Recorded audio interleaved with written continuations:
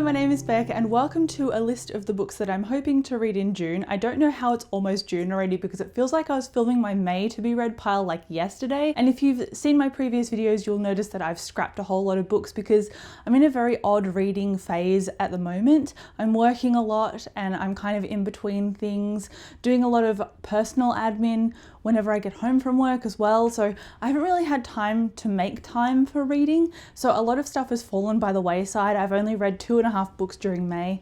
So it's really slowed down for me, but I'm hoping to pick it up again very soon, and that is going to be helped by my June TBR. So let's jump into the books that I've got on my list. The first one is one that I've already started, and it is Empire of Silence. This is an adult science fiction book. I think it's also queer. It came from a word of mouth recommendation that I'm looking forward to continuing because so far I really like the style and the tone of this. It's very much just picking up with this firstborn son, and he's got a younger brother, and it seems like the father, who is the king of this planet or this nation, he favors the younger brother rather than the older one, and so he's squeezing out the older brother.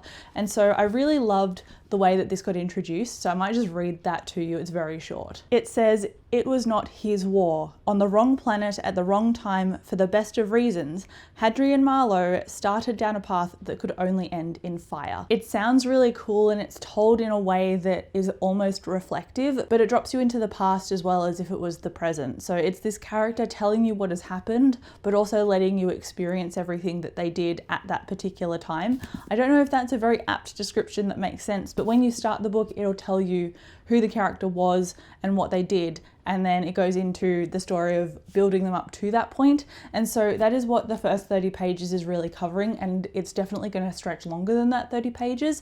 I'm really enjoying it, but to be honest, it is a bit of a slower burn, and while I love that, I've just been very scattered in terms of concentrating lately. So I haven't given this the time it deserves, and I love sitting down with a book and smashing out chunks of it rather than reading like bits and pieces off the top of it every now and then. So I'm hoping that I can sit down and smash out the rest of this.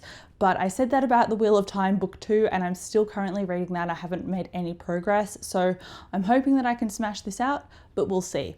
A lot of these on this list are we will see because I'm very mood ready at the moment, but I'd like to make this list to actually kind of give myself a foundation to pull from if I'm thinking of reading a lot of stuff and just the mood amps up and the time amps up again.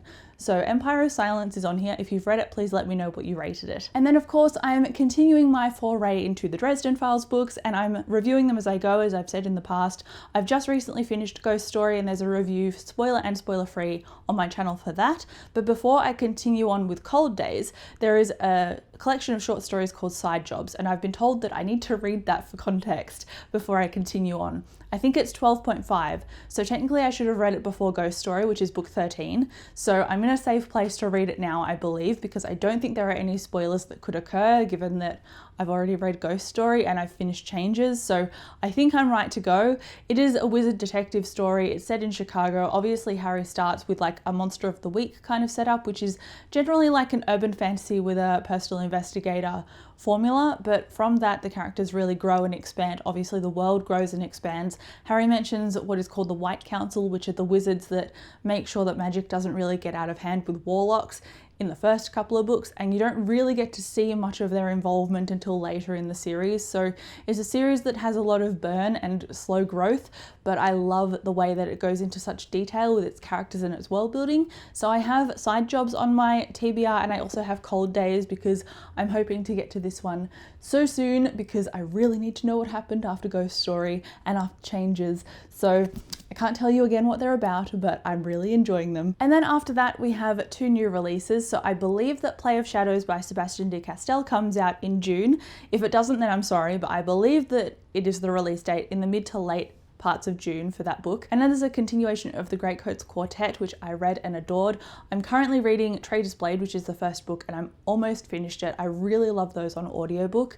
It is like a Three Musketeers vibes in a fantasy world where these characters don't quite get along but have to form some kind of lifestyle now that their king has been killed, and it's 5 years since their king has been murdered and they're trying to make a living for themselves as sellswords, and naturally they get into all kinds of trouble. So I'm rereading them. I'm enjoying myself quite a lot. lot, and I'm anticipating that I won't get to the rest of the quartet by the time Play of Shadows comes out, but that's okay, I really don't mind. So Play of Shadows is on this list. I don't know if I'm getting a copy from the publisher or not, but I think I've pre-ordered it. I can't remember. Either way, it's coming my way. Either way, I'll read it. I love Sebastian de Castell, so I'm looking forward to that one at the end of this month. And then the next one that I've got is not a fantasy, and that is One Last Stop by Casey McQuiston. And they wrote Red, White and Royal Blue, which is one of my favorite books that I've read this year. So I'm really highly anticipating One Last Stop.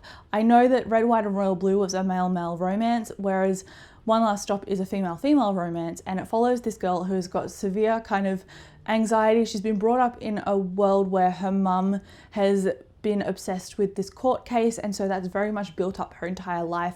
So she's like, I want to escape that lifestyle, and she goes to live and study in, I think, New York. So while she's there, she runs into these weird housemates that have their own kind of personalities and ways about them, and I'm really excited about all of the character that those people are going to interact and form. And it has a romance in it in the sense that it's like a time travel romance, because whenever this girl catches the train to her studies in the morning, there's this girl there that she always runs into, and this girl is kind of a girl out of time. And I'm not going to go any further into it because obviously, spoilers, that's all you really need to know about any kind of romance, what the hook is, and that is the hook. And I'm really looking forward to it because I read so much fantasy that I think sometimes my brain gets a little bit overwhelmed. So it's nice to cleanse the palate and read a romance for once, especially a queer positive romance, because we love those over here. So that is my June TBR. It's quite short, but it's short and sweet. It's short and sweet. I'll just have to deal with it. I really want to be reading like 5+ books a month, but that's just not feasible for me. So let me know what your June TBR is down in the comments below. I would love to chat to you. But again, thank you so much for watching this video, and I'll catch you in my next one. Bye.